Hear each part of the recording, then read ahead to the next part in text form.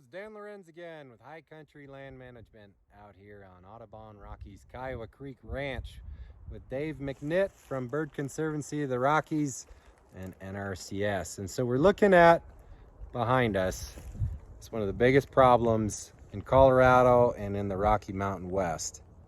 What we're looking at, all those dead trees, all that brown. What is that, Dave? What are we looking at? Beetles, pine beetles. And the way that we can tell that, if you want to look at this, actually this tree right here is a good example. You can see all these resin, little pockets of resin coming out of the tree here. Well, as the beetles bore into the tree, that's the tree's defense mechanism against the beetles to produce that resin here. And sometimes you can see dust at the base of the tree too, where the beetles have bored out some sawdust. But yeah, basically these beetles, enough of them can kill a tree. And really the trees that are most prone to infestation by these beetles are trees that are already struggling, let's say. These would be trees that are suffering from drought, or maybe are broken or wounded for some reason. But drought is a really common factor. And then also beetles move really easily through forests that are tightly packed. The trees are close together, like this forest, and even aged.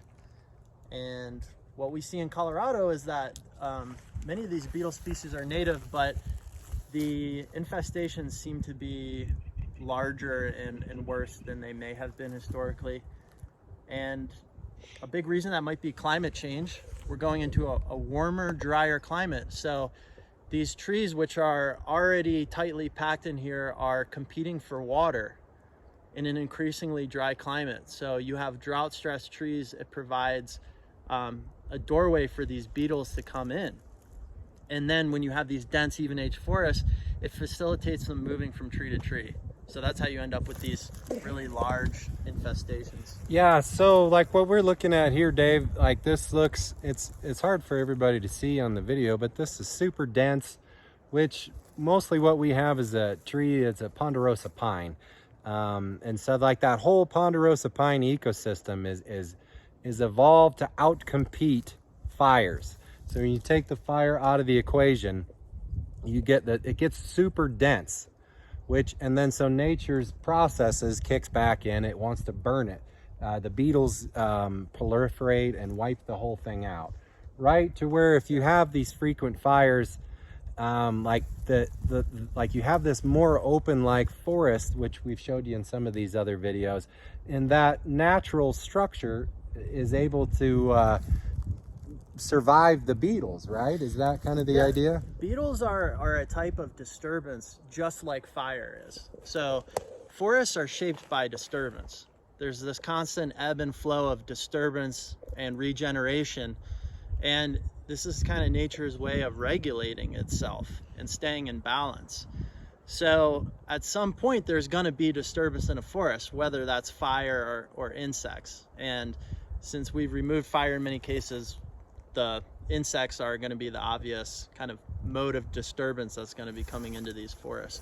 So when you say remove fire, like what does that mean? Like, well, you really can't stop fire, you know, and natural, if you just kind of let it do its thing, it kind of builds like this natural patchwork of burnt and unburnt areas that's far more resilient, right? Yeah, resilient to all types of disturbance, including beetles. So when you have these forests that were shaped by frequent fire, not just one fire, but fire coming through on a regular basis, these forests were diverse. You would have diversity in the sizes and ages of trees, and they would be spaced out with openings.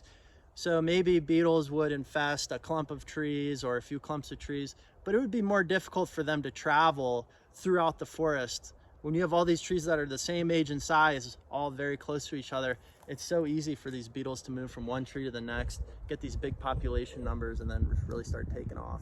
So like we were just talking earlier, so we've got, probably a couple hundred acres of forest over here that we need to come in with the equipment and make it more resilient to the beetles so we don't lose all of the trees. So like spraying it or, you know, trying to do some very intensive things really wouldn't be effective because we're not doing anything to help the habitat. Whereas like around your house or something like, yeah. So with spraying and things like that, which are options for a few trees here and there, you're really talking about treating the symptom of the problem more than the root of the problem. The root of the problem is the altered structure of the forest, being tightly packed, all these trees tightly packed together, similar age. So to really treat the root of the problem and do it on a large scale, we need to come in and restore those conditions. These forests have been resilient to disturbance for thousands of years, so let's just put them back in the position to take care of themselves. And that means bringing back age class diversity, groups of trees separated by openings, some lone isolated trees, and having this mosaic back so that it can handle itself when the beetles come and we don't need to go around spraying individual trees every year.